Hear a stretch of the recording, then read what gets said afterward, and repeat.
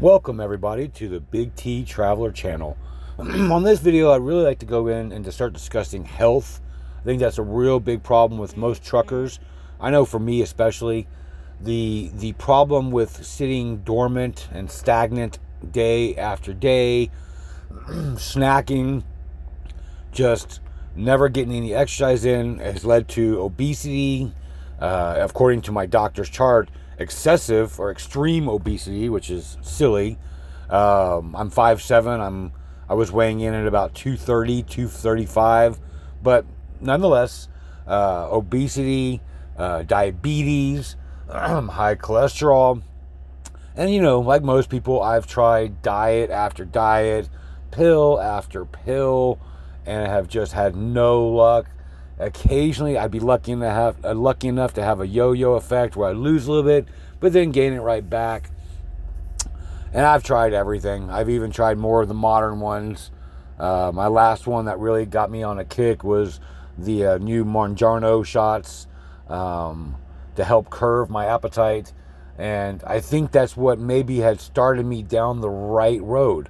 I'm going to stand on my little soapbox to y'all and preach that I have found something, not a diet, not a pill, not a magic shot, that I've just decided to start intermittent fasting, or what some people like to call time restricted eating. For me, it seems that most people should already be doing this anyway.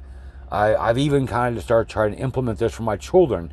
And the best way to start off, I think, for everybody is just do what they call a 14 and 10. That means that you fast for 14 hours and you eat for 10 hours. And you have a 10-hour window to eat. It's not very restrictive. That would mean that if you ate breakfast at 8 o'clock in the morning, you just need to have dinner before 6 and wrap up your eating before 6.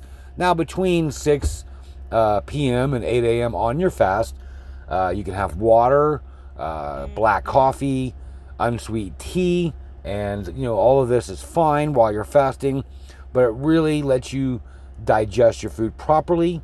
It allows your insulin level to slowly drop, your blood sugar to drop, and you need the blood sugar to drop to a normal level so that your body goes out of storing fat mode into a burning fat mode. Now, of course, there's lots of other benefits that I've read about and studied about. I'm not a doctor, but I've listened to lots of doctors on YouTube, and boy, there's a lot of amazing benefits to longer term. Now, for me, like I said, I start off with the Mounjaro, which did help me curb my appetite. And as my good friends always tell me, I'm a smoker, so that definitely helps curb my appetite. And so I had gone to a 16 and 8. Then I went to an 18 and 6. And I've actually worked myself up to a 20 and 4. And I've been at a 20 and 4 now for several months. At 20 and 4, I usually don't eat anything until 1 o'clock in the afternoon, and then I wrap up and eat something at 5 p.m. and finish it up. Now, everybody, you have to understand, it's different. You may just be a big breakfast eater, and so you have to start eating breakfast, and then you gotta shut down much, much sooner in the day. Now, of course, I'm gonna go ahead and preach to the 20 and 4 because that's what I'm doing, but as my son and many people say, I take things to the extreme. And I'm not expecting anybody to follow what I follow. I'm just going to give you my story as a guide to hopefully lead somebody down the right road. With intermittent fasting or time-restricted eating, you have a window where after, I think it's 8 to 12 hours, you start creating ketones. And ketones tells your body, okay, we've got no more sugars and carbs to fuel our muscles.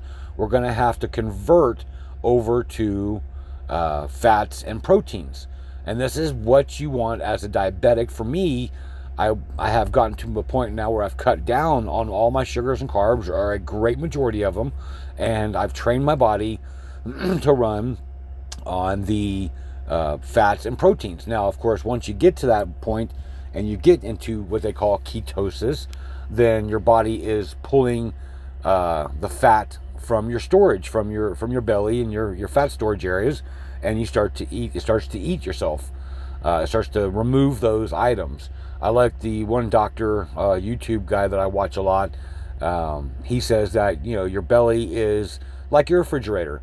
You have a good meal, you pull some food out, you prepare it, you eat it, and then you put some leftovers back in. Well, if as Americans, or especially as a truck driver, all we do is put in leftovers and leftovers and leftovers. Eventually, the leftovers on the very back of the refrigerator are never going to get eaten, and even worse, they're going to spoil and go bad.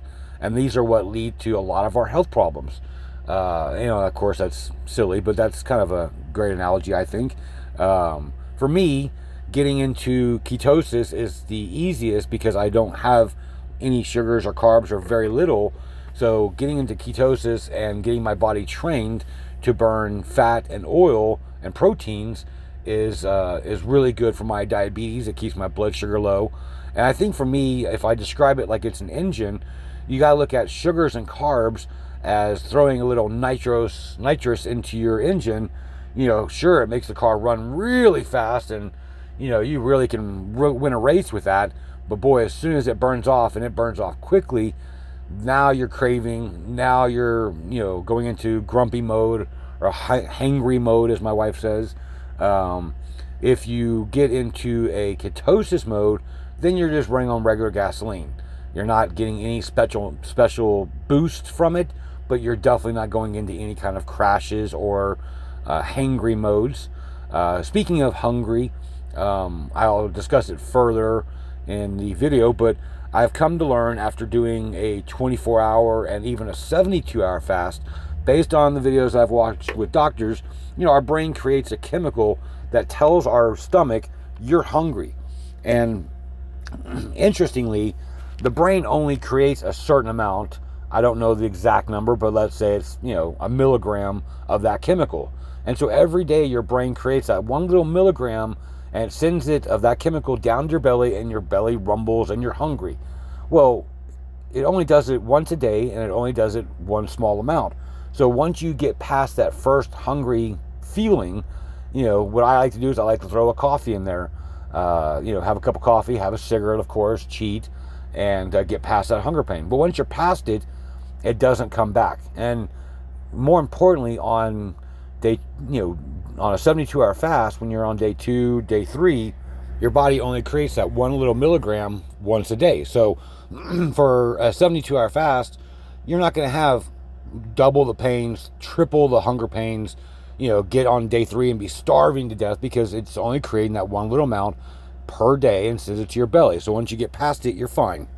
It amazes me how quickly our bodies adapt. I've gotten to the point now where I do get the hungry pain, but I get it at about 12:30 every day. And that's just my body knowing 1 o'clock is coming, you're about to feed us.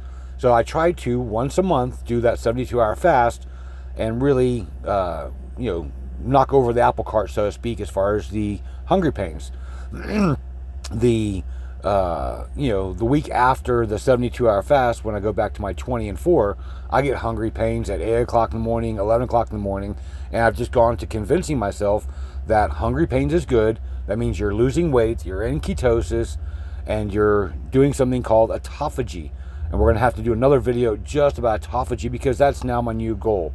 My goal of losing weight is continuing, and I've decided that I'm losing about 3 pounds a week on this 20 and 4, but more importantly, I've decided that this will be a rest of my life diet style, or eating style, I should say. I should say that, even when I get to an optimal weight, which according to the doctor's chart, I think is like 165, which is going to be great, I'm going to have to go to probably a 18 and 6, or maybe a 16 and 8. I don't know. We'll have to see, and just keep the maintaining of the weight. So therefore, I won't gain anything back, and I will continue to enjoy all of the healthy side effects. I know my biggest one for me is my A1C. I went from 11.8 about 7 or 8 months ago to a 5.6, which puts me not only not diabetic, but below pre-diabetic. I'm into the normal range, and for a truck driver, we have to do a medical exam to continue to hold our CDL license. And as a diabetic, you have to do a medical exam once a year. But if you're not diabetic, like I am now, you can wait every 2 years to do your medical exam to retain your CDL license. Went to the doctor yesterday. My blood sugar was 87. Of course, I told you what my A1C was. My weight, I weighed in at 186, which is very exciting. So I know everything is going great. And for me, this is, like I said, it's just going to have to be a lifestyle change. I'm going to have time restricted eating or intermittent fasting for the rest of my life, which I'm fine with that. I don't think that it's actually a diet, and therefore I don't really classify anything as a cheat day. I know I've had a bad meal or I've done good, and I feel it even still to this day. When I have the Wingstop with my family over the weekend, blood sugar definitely spiked. I had all the typical signs of a diabetic, and so I'm going to have to maintain that. But for me, it's about keeping health, and that's what I'm hoping for everybody else. If you like this video, please hit like and subscribe. It really helps the channel. And make sure you give some shares. And if you have any questions, leave them in the comments. Thank y'all. Have a good day.